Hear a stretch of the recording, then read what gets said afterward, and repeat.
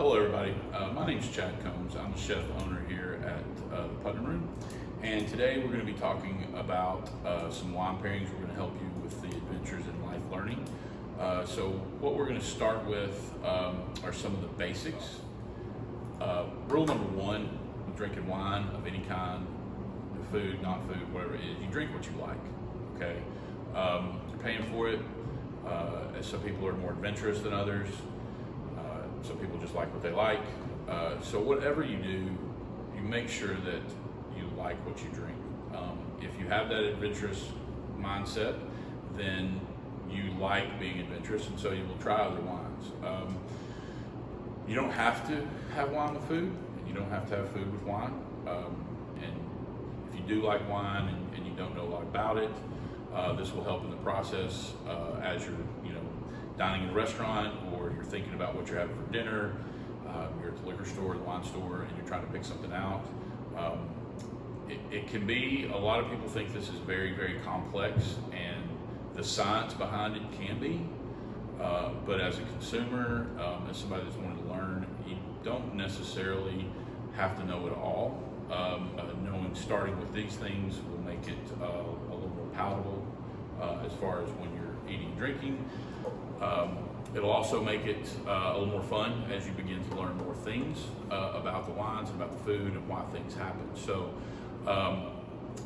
one of the first things that you need to know is you need to be able to understand the difference in the wines. And we can go into all the different varietals and where they're from and why this and that, but when you get into basic pairing, you need to understand that there's three basic pairing scenarios. You've got red wines, white wines, and sparkling wines, and you've got sweet wines. Now you can have sweet white wines, you can have sweet red wines, but those are the three that you need to distinguish between before you start looking at the pairing scenarios. Red wines are usually, they have a little more, they have less acid, but they have what's called a tannin. And the tannin is what gives wines their body. So when you look at a wine and you get, like let's say a Pinot Noir, for instance, right? And it's, and that's a great varietal, but when you look at it, it's red. It looks thin compared to like a Merlot or a Cabernet Sauvignon, which are thicker. And the way that happens when you get thinner or thicker looking wines, it usually has to do with the skin of the grape, the size of the grape, the skin of the grape, the amount of sugar that's in the grape, if it's blended or not. A lot of people, Bordeaux's a name that pretty much everybody has heard before. Bordeaux has about 9 different varietals, usually, give or take, that are the most widely used. Obviously it comes from Bordeaux, France, yada, yada, yada. But, so not, Cabernet Sauvignon doesn't have to be 100% made from that grape. It can have a blend. Now, different countries and regions have different laws concerning that. Italy's a little different than Spain and France than all that. So just because the bottle says it's a Cabernet Sauvignon or a Merlot or a Pinot Noir doesn't mean it has to be 100%. Now, the tannins in those wines come from the skins. So what happens is when they get pressed, the color, a lot of the flavor comes from the skin. Now you have what we call the meat of the grape, the fruit. It has the sugar contents. It contains a lot of the acids that are in it. So it's just like taking if you have a grape from the grocery store and you put it in your mouth, you can't really taste a lot until you bite it and chew it up, okay? So a lot of the flavor of the grape will come from the skin, and the acidities and the sugars and those things will come from the actual flesh. So the different grapes, everybody's like, well, what's the difference in this and that and the other? Well, all these grapes are different. Some of them do better in warmer, wetter climates. Some of them do better in drier, cooler climates. Some of them do better at higher elevations. Some do better in different soils. So all of those aspects have to do, it makes the grape what it is. A Pinot Noir grape that's grown in France has a little bit different profile, which you'll hear me say a lot of. That's kind of how we talk about it. Have a little different profile than, let's say, a Pinot grape from Oregon. It really all has to do with what we call the terroir noir, which is the soil content, and the climate, the amount of rainfall, the amount of sunlight that it gets. For instance, when you're in California, right? California wines. Well, there's one side of the mountain or the other, and the grapes on the coast side get a whole lot different climate than the grapes on the east coast, east side of the mountain range. So Napa Valley, Sonoma Valley. There are all these different regions. Some of them, Napa's not a very big. You hear, that's the big guy, where all the good wine comes from. Well, Napa's about the size of Allgood, really. Those of you that are from here, right? So, but then you have Sonoma, Monterey, places like that are hundreds and hundreds of acres, if not thousands, for each of the different vineyards. So that has a lot to do with it. We're getting into the science a little bit without getting into it. We're just trying to go through the difference of the different grapes. Now, for those of you that are starting out or even intermediate type wine drinkers, there is a book called Wine for Dummies. And I personally make my staff read it. It breaks down the varietals, it breaks down the profiles of the grape, it breaks down, the terroir noir from the different regions that these grapes are grown. So do yourself a favor. It's a very inexpensive book. I think they were $7, $8, $9, something like that on Amazon, somewhere around there. And they're easy to read for people that don't have that background. You don't have to know a whole lot about it. You don't have to necessarily know a whole lot about food, because it'll help you with those pairings as well. But that is probably the best single smaller situation that you can do to help you out with this. So the biggest components are the sweetness, the acidity, and the tannins of these grapes. Okay, those are what make up what you're actually looking for to be able to pair with. Okay, and there are two different kinds of pairings. There are congruent pairings and there are contrasting pairings.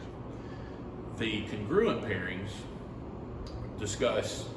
they have to do with the wine kind of, accenting the flavors of the food. And then your contrasting pairings are flavors that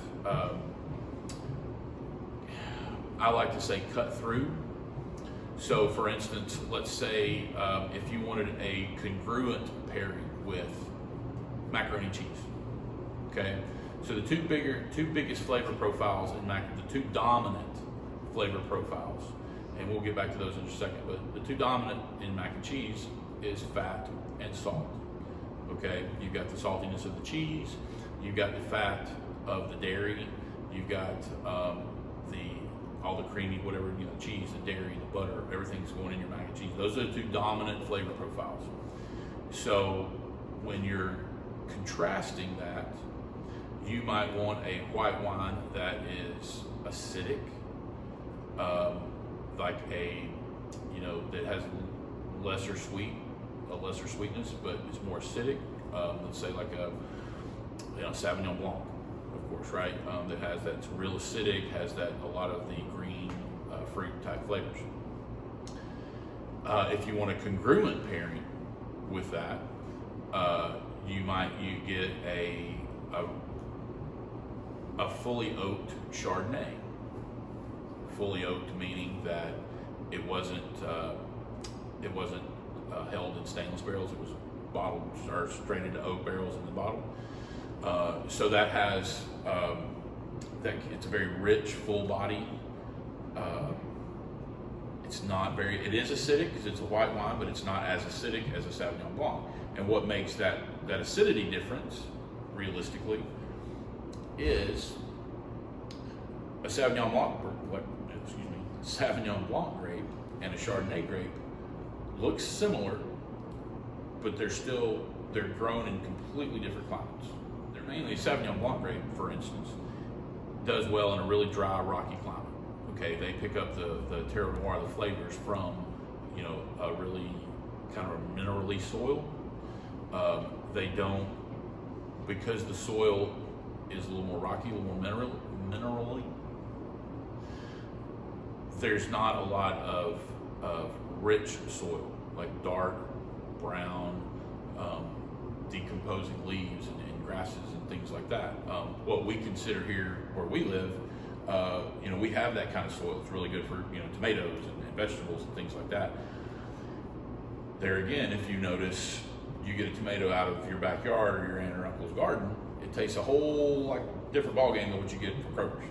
Okay, so that would be the difference. These specific grape types thrive in different climates, in different soil types, those kinds of things. So that's what makes them different. That's what makes them, a lot of people are like, I can't tell the difference between a Sauvignon Blanc, a Chardonnay, Gewürztraminer, any of these. These are how you tell the differences, because after you drink enough, you will know that Sauvignon Blanc is a little more bitter. It's a little more acid. If you look at the colors, the Chardonnays are usually a little more like a ochre yellow color, that kind of thing, whereas a Sauvignon Blanc just has a very shade of that yellow greenish color. Okay, there again, that's coming from the skins. The skins of those two grapes. The grapes look about the same size. They're not a huge difference in size, but their skin's a little different. Okay, so that gives a little bit about that. In a red wine per se, if you wanted a contrasting, you might get you can do fish with red wine. Now, a Pinot Noir, a Burgundy, something like that, that's not super heavy, that doesn't have a lot of tannins. It has a little more acid than you would say, a Gamay or a Cab, something like that. It's a little lighter. It's a little lighter on the palate. It's a little lighter on your tongue.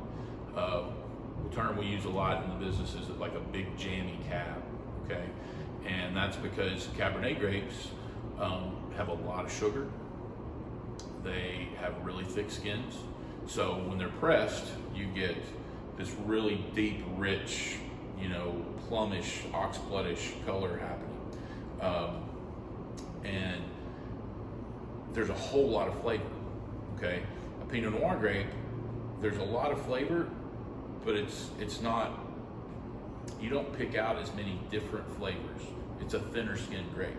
It's a really dark grape, it's almost black, but the skin's thin.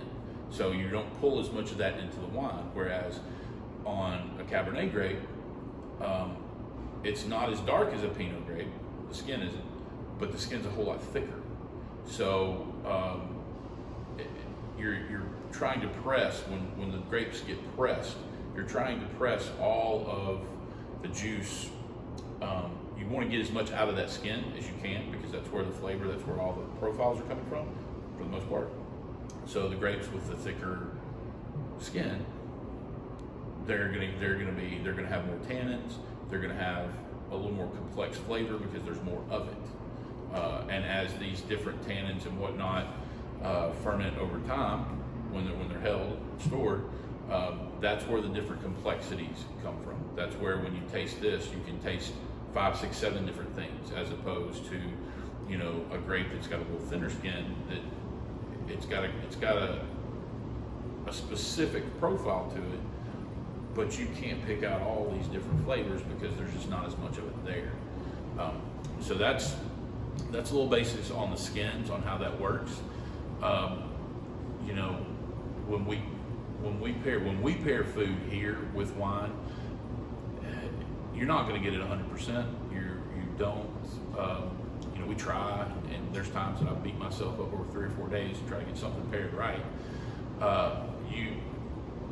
The biggest thing that I think that you need to do is you need to look at the dominant flavor profiles, both in the food and in the wine. Like I said a minute ago with that mac and cheese, there's a lot of other different flavors of mac and cheese. You might can taste a little of the butter, you might can taste a little of the, but you know, that saltiness, you know, and that's predominantly, that's the big one. So when I talk to people about having to pair, and you know, they ask me, how do you do this, or what's the easy way, or what's the quick, you know, where's my little cliff notes for it, you know, that kind of stuff. I think the best way to do it, as far as starting off especially, and even a little intermediary, is you have to pick out the dominant flavors of both the wine and the food that you're trying to pair it with, okay? You know, there's those golden rules of white with fish and red with red meat. So those are safe. They don't always work.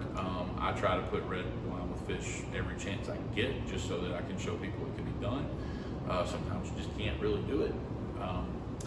One of the other biggest tips that I could say, if you're having a sauce with fish, chicken, you know, lamb, pork, beef, whatever,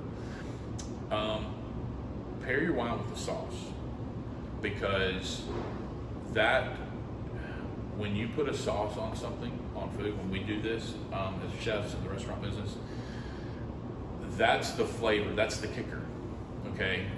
You know, beef tastes what beef tastes like, pork tastes like what pork tastes like. But when we accent this dish, this particular piece of meat, with the sauce, you're gonna wanna dip it in the sauce, or it's on the sauce, you wanna make sure you get some of that. So it is maybe a tablespoon, right, on the plate, when you've got this 14-ounce pork chop, okay? So the intensity of the flavor in the sauce is way higher than the intensity of the actual center of plate, we'll call protein.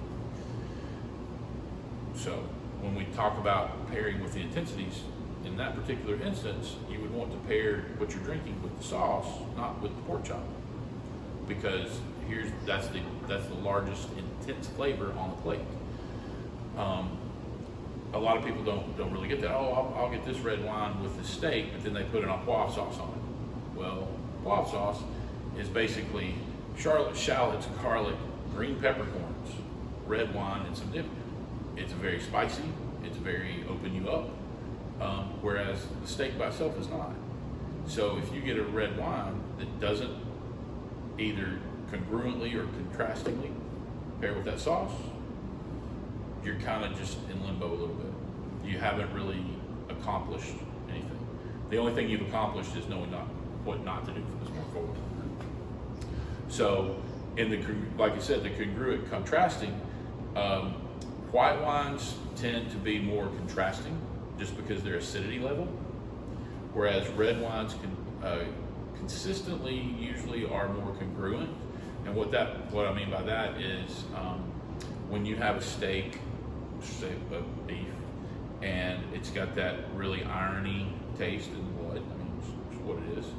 It's usually seasoned with pepper. It's usually seared with butter or whatnot. So there's all these really rich, deep, rich flavors. Okay. When you get a red wine, if it's contrasting, that means it's got to be super acidic to cut through all of these rich flavors. There's not a lot of red wines that are that way. Most of them are more, they're more tannic. They're more full-bodied, richer, thicker. If you kind of look at it like motor oil, you got, a 30 weight and a 50 weight. Well, a 30 weight might be a Pinot Noir, and a 50 weight might be the Cab. They're realistically denser. And you can't really tell by looking at it. They're still liquid and they still spill all over white carpet, whatever, but they're really thicker wines. So when you're looking at it that way, you can stick to the whole red with red meat, white with fish and poultry. You don't have to. Depends on your level of adventurousness, I guess. But all this being said, and we'll go back to some more of it, you always drink what you like. And if you don't like being adventurous, then find the one you like and dance with one that brought you kind of thing. If you do, like with me, I'll try, this is my life, it's my world, I try everything I can. I'm not saying I swallowed everything I tried, but you kind of have to know what things taste like. And for me, because, my palate's my moneymaker. Wine is more of a luxury in our world today. 1,000 years ago, it was the norm. Wine or water, that's what you had. Now it's, you don't have to drink wine, and you definitely don't have to drink expensive wines. I mean, there's stuff behind me. There's a rack right there that's probably $2,500 and 20 bottles. So it is a luxury. So in my thought process on this is, if you don't like it, don't keep doing it. Find one you like, or if you like being adventurous and deciding on whether you like something new or not, then absolutely, that's the fun in it. This should be fun. It shouldn't be painstaking at all. It takes a lot to learn about wine. It takes a lot of time. It takes a whole lot of money. I was very fortunate, and it was part of my job. So we get new wines in. They come over here. The chef needs to try this. He's got to know what this tastes like, and blah blah blah. So after 30 years of this, I got pretty good at it. But I'm by no means a sommelier or anything. I know all those things. My palate tastes a whole lot of other things, so I can pick out general grapes, but picking out the exact year and the date and what batch this was and that kind of, no, not so much. I can get close, but nowhere near the guys that do it professionally. So you don't necessarily have to know it all. If you just have a few of the finer points, and those being pick out the largest flavors of both the wine and the food. Before you pair, you need to drink the wine by itself, just so that you can taste the wine. You don't always. That would be like putting salt on your potatoes before you ever tasted the potato. You don't know if it's salty enough. So you don't know what the wine tastes like by itself. Always do that first. Always just sit and take a sip of the wine. Or another good way of doing it is, you can Google anything these days. Somebody's written something 100 times about whatever you've ever asked. So if there's a particular wine you do like, get on there. I'm telling you one of my secrets here. There's a lot of different websites out there where as a consumer you can order wine, okay? And as you're doing that, there's winemaker's notes, and then there's tasting notes. There's always usually those two little sections. The winemaker will tell you what he was trying to do and why it is the way it is, where the grapes, what particular region they came from. Did I pick these by hand, or did we pick them at dusk, or those kinds of things. The tasting notes will usually tell you from a palate that's a little more, sophisticated than mine might be. Is it apricot? Is it vanilla? Do you taste hibiscus? Do you taste, black leather and red plum and whatever? There's all the flavor profiles that describe wines. You'd be like, what, leather, tobacco, why? It's part of it. So they're down there. So if you like a certain wine, find the notes on it, and then usually when you Google things, we have similar this, that, the other. So find something else with those notes, try that wine, and then if you like it, then you can venture out past that, maybe past that different grape varietal, past you can go from red to white maybe. So now you won't see too many comparable profiles from red to white. They're very different wines. I don't know anything out there that's white that tastes like red or vice versa. It just doesn't happen. It's just a different grape. But the sweet wines, you can have sweet whites, you can have sweet reds. But know that the dominant profile in a sweet wine is the sweet. So, sweet should go with sweet for the most part. Trying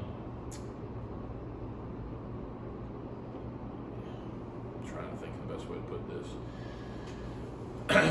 There is no wrong in it, so don't beat yourself up if you drink white wine with red meat. My wife's gonna kill me. She does it all the time. It happens. Let it be. But you know, the wine snobs that you'll run into want to tell you how to do it. You know, there is a consensus between professionals as to what the guidelines are to do it. There again, you're buying the food, you're making the food, you're buying the wine. Eat and drink what you want. You got to be comfortable in that before you can start. You know, it's not a classroom. You're not going to get tested on wine pairings. I do. I get tested every time we have one.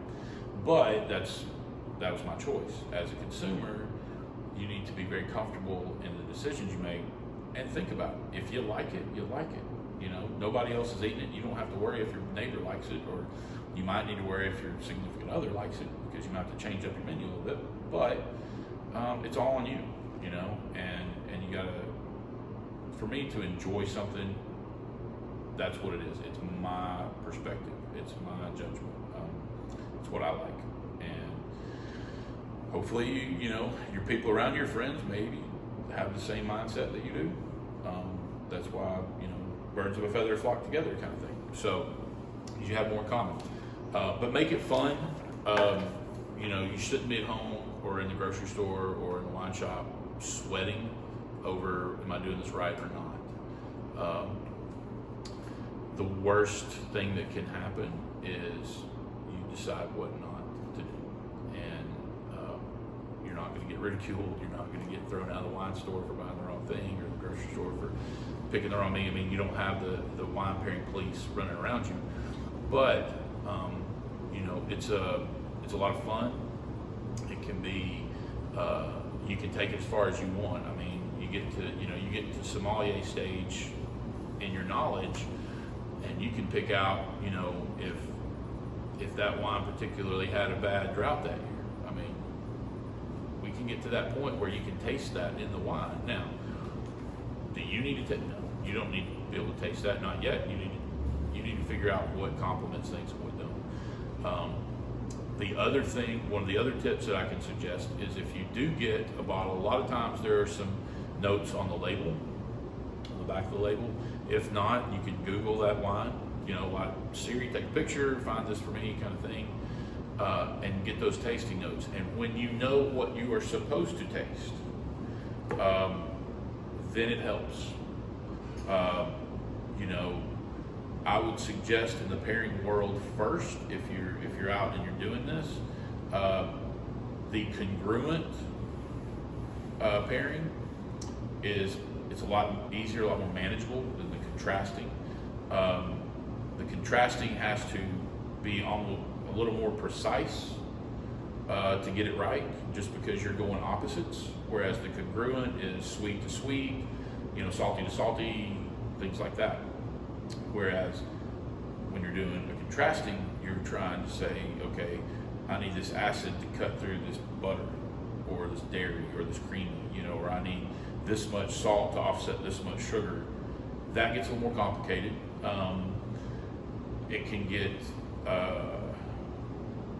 you know, it might read right, but yet you missed it a little bit. You know, those white wines are a little more difficult usually if you are trying to pair them with very complex dishes. Now, if you have a salad, everything's pretty mild in a salad. You know, lettuce, vegetables, this and that. You get into the salad dressing. If you have a basic oil and vinegar, well, you got that vinegary, that acidic there that you have to worry about. If you have a caramelized onion balsamic vinaigrette, that's a whole lot, and that's a very dominant profile.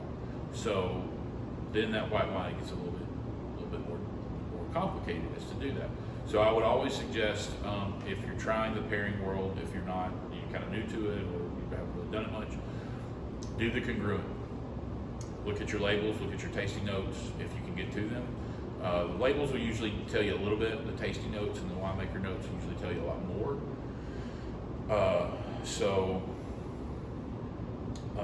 But then your food that you're making, the sauce is made with this, it goes with this. It'll tell you. Usually the winemaker's notes will, and the tasting notes both tell you what it goes with. And then once you do that a little bit, then you get to the point of starting to remember. start to know, oh, this is what this is what this is.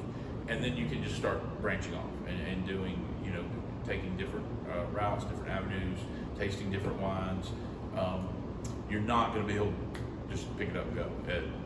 I don't know, unless you're just genius level kind of whatever. But it's taken me 30 years and I still don't know everything I want to. I know enough to enjoy it. And I knew enough to enjoy it 5 years in.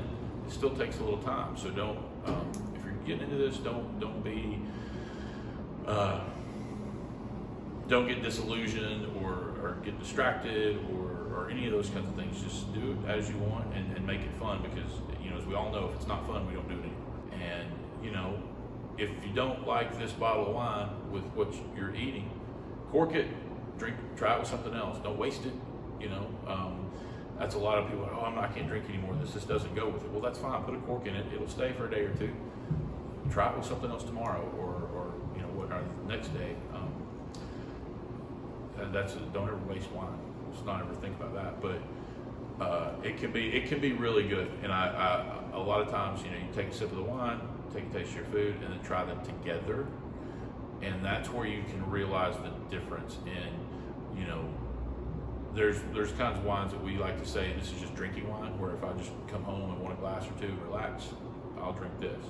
Then there's certain wines that I like with food that might not be as pleasurable by themselves, but when you put mustard on your hamburger, then you put ketchup on your hamburger. When you put mustard and ketchup on your hamburger, it's a different animal. So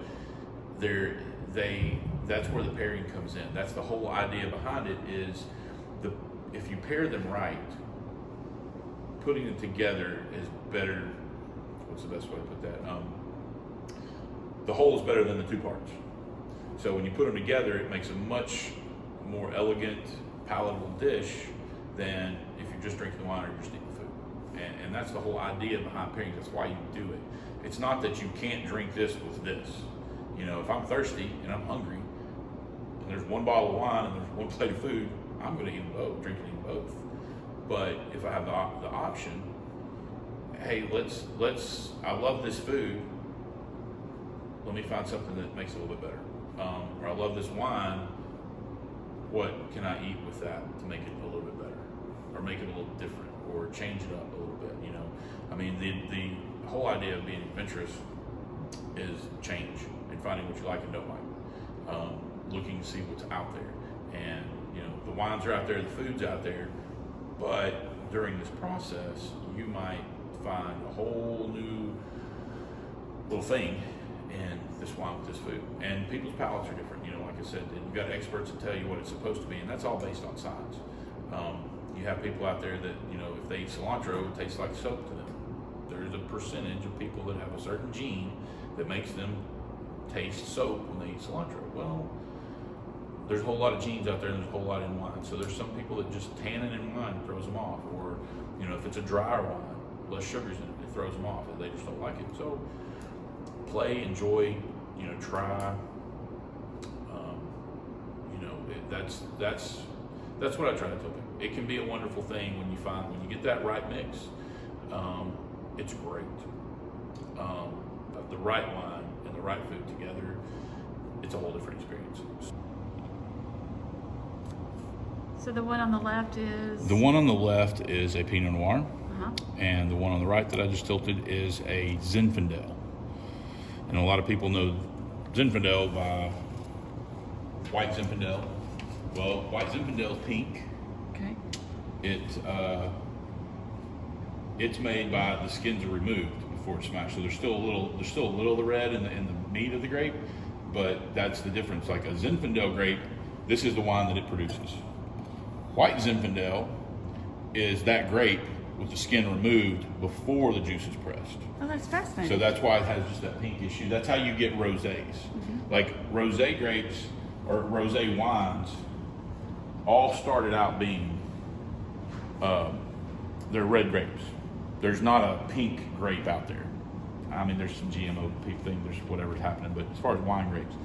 So a rosé could be a blend, not usually. majority of rosé grapes start out as red grapes. Their skin is taken, they're de-skinned, however you want to talk about that, and then the flesh of the grape is what's made. So they're not. When you have a rosé, it's not tannic. It doesn't have all that full body that you get from the skin of the grape.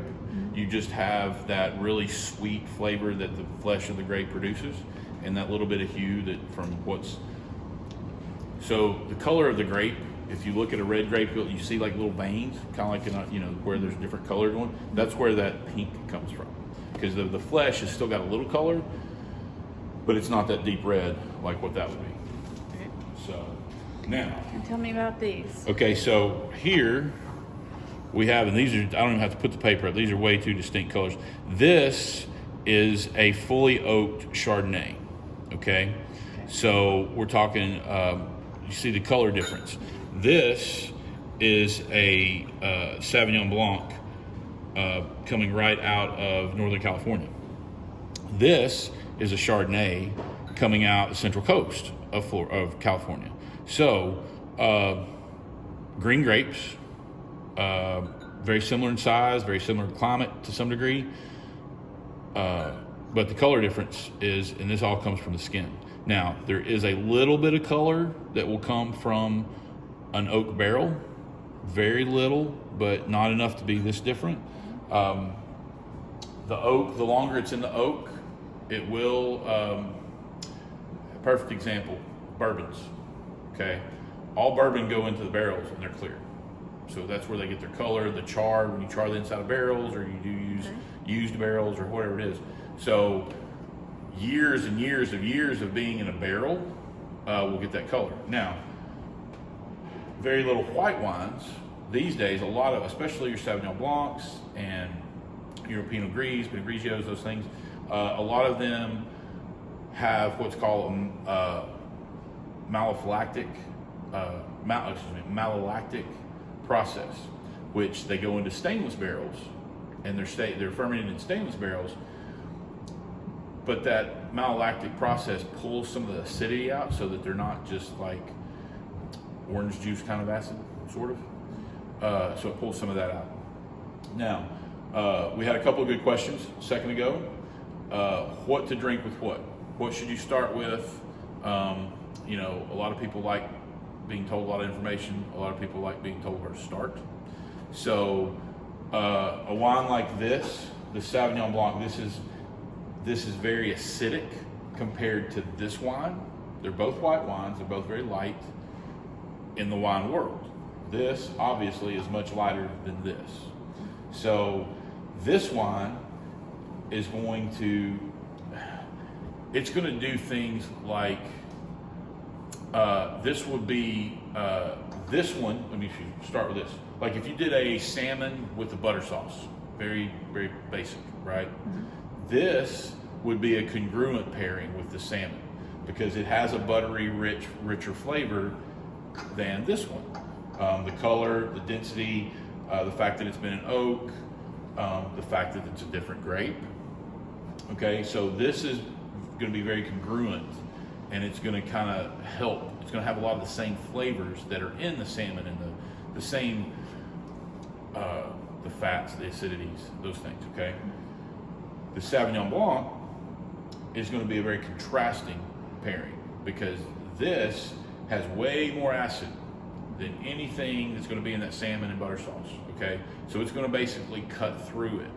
So what the contrasting pairing does is you introduce something that is so different than what's on your plate that it brings out those flavors. It's like you can't have black without white. You gotta have one to even know that the other one's there. So what happens is this very acidic, very light wine is going to, I'm trying to make this easy. You know, if you put vinegar in your mouth, mm-hmm. okay, and the next thing you taste, it's like you taste all of it. Mm-hmm. So the vinegar is an acid. This does more of that. This has less acid to it, so it still brings out, all wine has acid. This has less than this one, but with the other dominant profiles in this wine, it's going to help. It's going to accentuate. It's going to be like butter and cheese, okay, as opposed to cheese and pickles. Pickles being vinegary, that they both taste good together, but one cuts through the other, one masks the other. But butter and cheese go good together. Mac and cheese, bechamels, things like that, they go good together, but they don't overpower each other. This one, like I said, is going to be crafted. These two flavor profiles will be way other side of the spectrum. This one and that dish will be closer, and it's there again. It's what you like. Okay, you have to decide: do I like my wine to cut through my food, or do I like my wine to help push my food? Those are the two ways I like to put it. I think it depends on season. If it's hot, It does. It does. Two reasons it depends on season. A, if it's hot, you want something cooler and colder. And B, the different growing seasons or even hunting seasons. A lot of people don't understand, like if you, let's say, we're in Tennessee, everybody shoots deer, we have them in the freezer, everybody's got a cousin, uncle who's got 3 or 4. You shoot a deer in the wrong season, and they're full of hormones because they're rutting and they're trying to mate and do those things.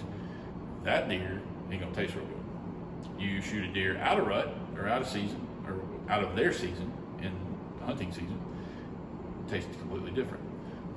Tomatoes that are grown today, we eat tomatoes, everybody's got them. They're coming from Arizona, Mexico, Florida right now, those places. That tomato tastes completely different than the tomato that comes out of your backyard in July. Different, almost a different fruit. So those are the two reasons that, depending on the season, is what you do. White wine should be drank at a little cooler temperature than red wine.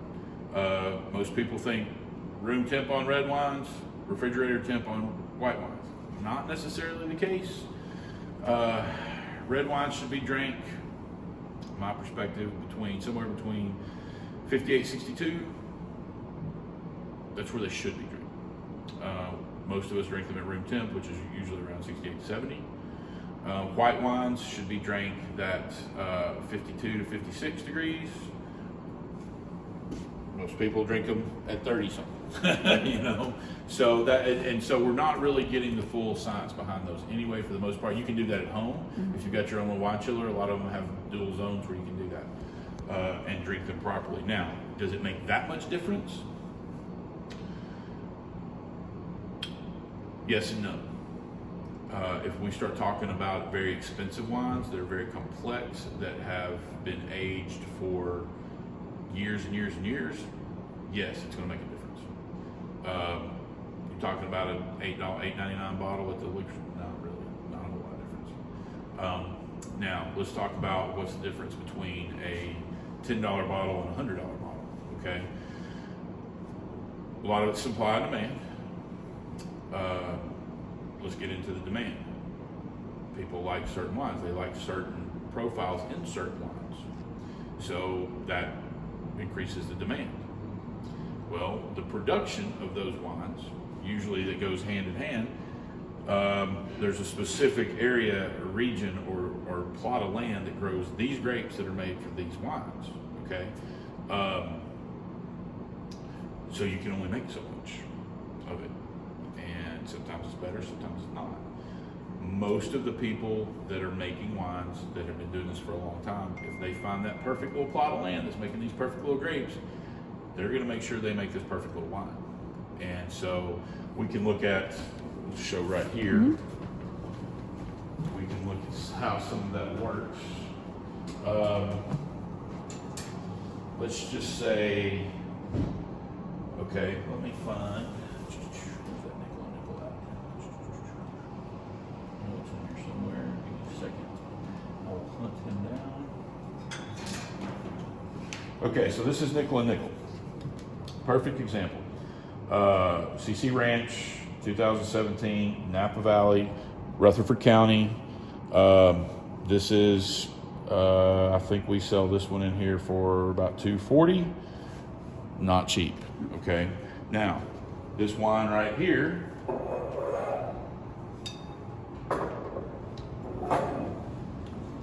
this winery grows all the grapes for this. This is a different winery. Nickel and Nickel buys their grapes from Truchard Vineyards. So what happens is Nickel and Nickel picks out specific acreage. They go in, they look at it, we want this, we want this, we want this, okay? This is the single largest single plot of land in California. It's not broke up, roads going through, whatever that, it's I want to say it's 1,500 acres, just straight grapes. Wow. So you see a lot of that. So that's the difference. These guys go in and handpick the best grapes out of these vineyards, and they make this wine. This is really good wine. This is extremely good wine. Now, depending on your likes and your tastes and your financial abilities, is it $150 a bottle better? That's up to you.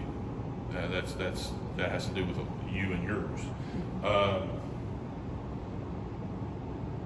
I find it hard, a bottle of wine, I find it hard to be $150 better than something else. I have had some that were. I mean, I've had the most expensive. I've had a $20,000 bottle of wine before. Wow. And it was unlike anything I've ever had. I don't know about you, but in my tax bracket, it wasn't $19,000, $19,995 better than anything else. But it's a comparison. It's like, I've had this. So you have your pinnacle now that you compare everything else to. So no, I mean, that's a personal preference. You know, I like to tell my friends that, hey, if you're just gonna drink some wine, not necessarily pairing it with dinner, but you just want to have a nice glass, drink a good glass first. Then the rest of it's just, you know, the next 2 or 3 glasses. If you can afford to drink a whole bottle of this, knock yourself out. Absolutely. Call me when you do. But, you know, now let's just get to the simplest of this.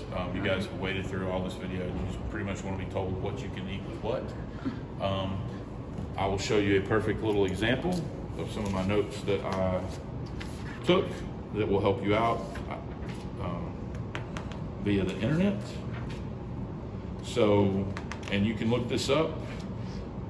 This is just one that I happen to use a lot, but we'll get to it'll be the last page, wouldn't it? So there are charts like this that will break down red meats, which red meats, what goes with what. These can be found on the internet anywhere. When I popped it up, I pulled up to take some notes today just to make sure I was covering everything. There was 20 of these on the page. So it's very easily, if you just need to have some visual, this tells you what you should do. This is super easy. What I think,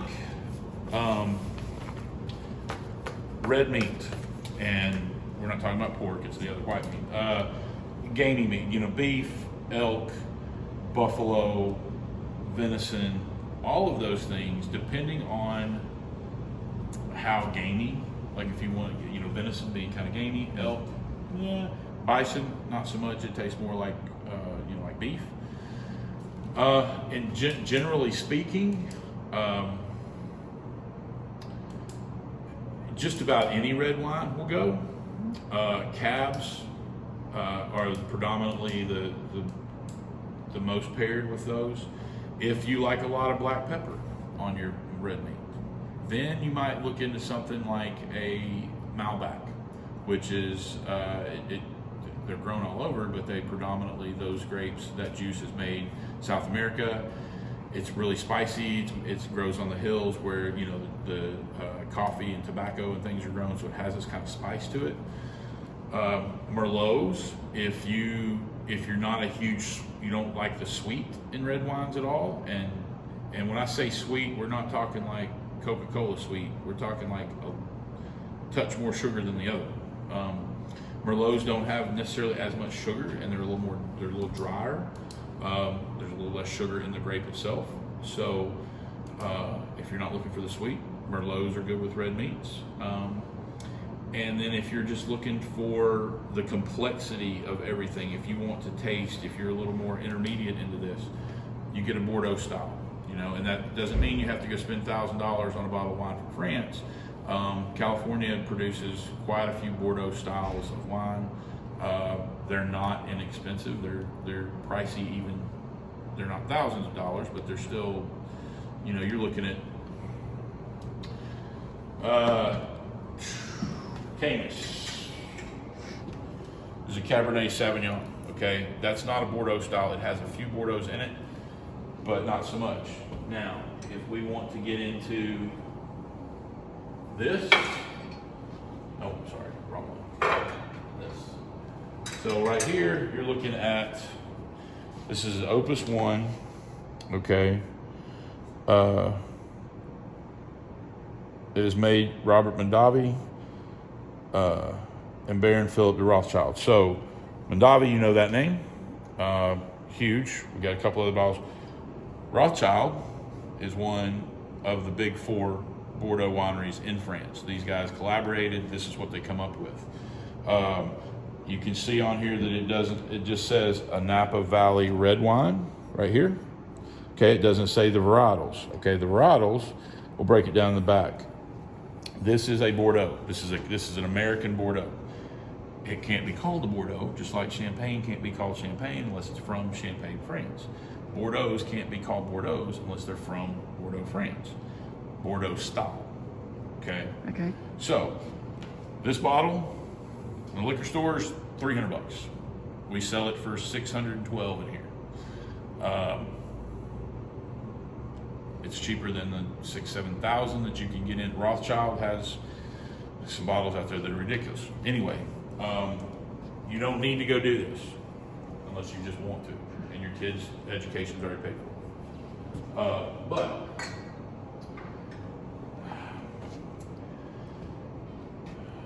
start with the easy things. You know, you have a Cabernet, a Merlot, a Zinfandel, a Pinot Noir. Those are the top 4 selling varietals of reds in America. Try one. Cook your ribeye the same way every week for a month. Try the different ones, see what you like. Okay, you can go to the wine shop or the liquor store and get a bottle. I could tell you some great bottles for $10-12, and you might not tell a much difference into a bottle right next to it that's $30. But then you can. It's really supply and demand. I mean, if this winery only made 50,000 cases of this one wine and it's good, it's going to be in a high demand and it's going to be expensive. If, you know, Robert Mondavi that we just showed you, that makes all kinds of different wines and all kinds of price ranges. You know, you have we have a Chardonnay over there, Pinot Grigio, $9-10 bottle. Great, absolutely great. You know, there's that mid-range where is this a $50 bottle, or is it only really worth $30? Back and forth. That's a personal preference thing. I can't tell you what you like and what you don't like. Most people that have spent years drinking wine and a lot of money and a lot of time into it, a lot of those people they get to be on the same page about their wines. You know, the biggest thing is you want to learn about it. If you don't want to learn about it, you don't care. You just want me to tell you what goes with your steak and what goes with your fish. And I can do that. But if you want to learn about it, then, you know, you get in company with other people that drink wine. You can swap notes. You can taste each other's what they bought here and there. You know, go to wine tastings. Usually, any of the liquor stores, some of them, they'll have certain bottles out weekly that you can try. They'll let you taste before you can buy it. There's all these different ways to do that. Going to wine countries, if you can afford that and you have the time and you don't have the kids at home anymore, and you can take those trips if you really like it. You can go to a winery or 2 or 3, especially out, you know, California. We have some wineries here that they're not going to be as informative. You go out there, you visit 1 or 2 wineries, you're going to come home, feel like you just went through 4 years of college on wine.